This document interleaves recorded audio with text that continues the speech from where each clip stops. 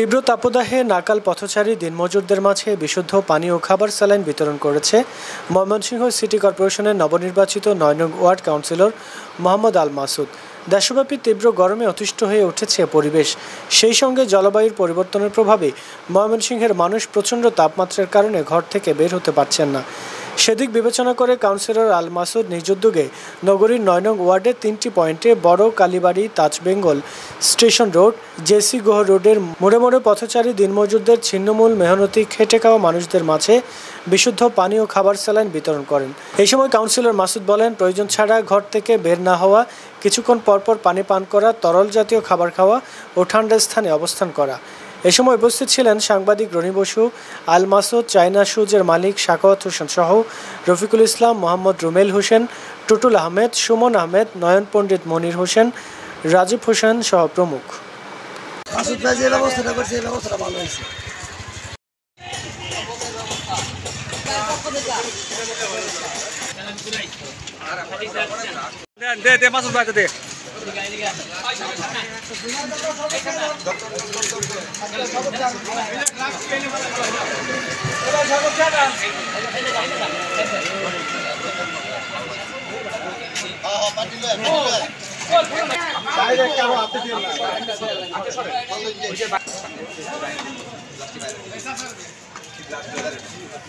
সামনে